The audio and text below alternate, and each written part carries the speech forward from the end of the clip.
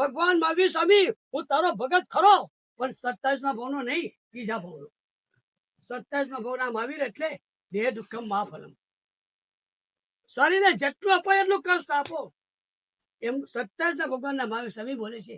અને ત્રીજા ભાવના મહાવીર બોલે છે શરીરને તકલીફ આપીને ધર્મ નહીં કરવાનો. આપણે મહાવીરના ભગત તો ખરા, સવાલ એ છે કે 27મા ભાવના કે ત્રીજા ભાવના.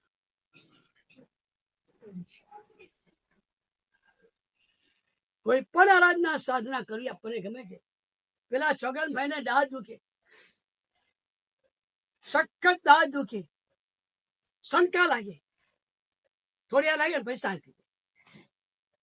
પાછું કઈ ખાવા જાય કે કઈ પીવા જાય કે કઈ પદાર્થ પાછું શંકા લાગે, પછી થોડી શાંત થઈ જાય. એને મગનભાઈ ને પૂછ્યું આ દાંત દુખે શું કરું? કરાવી નાખ દાંત. દાંત કરાવ્યો તો પીડા સખત થશે, ત્યારે સખત પીડા થશે, પણ પછી રાહત થઈ જશે. અને છગનભાઈ દાંતના ડોક્ટરને મળવા ગયા. એ ડોક્ટરના સેક્રેટરીને પૂછ્યું ડોક્ટર ક્યાં છે? કે અમને આવ્યા નથી. એમને આવવામાં વાર લાગશે, કલાક લાગી જશે. અને છગનભાઈ કહે છે આ દાંતના ડોક્ટર ક્યારે ક્યારે નથી આવતા. પૂછે આમ કેમ પૂછે? તો કે ત્યારે ત્યારે હું આવું, જેથી મને સંતોષ થાય કે ડોક્ટર પાસે ગયો હતો અને છતાં દાંત કાઢવાની પીડાથી હું બચી જાઉં. આપની પણ પરિસ્થિતિ આવી છે,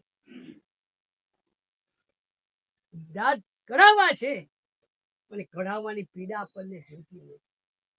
સંસારગત દુઃખ, ઉપાધિઓ, ચિંતાઓ, ટેન્શનોથી બચવું છે, પણ એના ઉપાયો કરવા માટે આપણે તૈયાર. અને સૌથી મહત્વની વાતનું કારણ છે શ્રદ્ધા છે, સત્વ નથી. વિવેક છે, વૈરાગ્ય. શ્રદ્ધા છે કે પ્રભુના શાસનની દરેક આરાધના મને પાપ ભાવોથી પાપમય સંસારથી છોડાવશે, મને દુર્ગતિથી બચાવશે.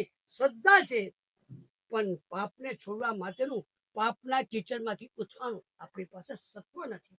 અને આપણને વિવેક છે, આ ન કરાય, આ ન કરાય, આ ન કરાય, આ ન કરાય, એ બધો વિવેક છે, છતાં એ કર્યા વગર રહેતા નથી. કારણ કે એ ન કરવા માટે જેટલો જરૂરી વૈરાગ્ય જોઈએ એ વૈરાગ્ય આપણી પાસે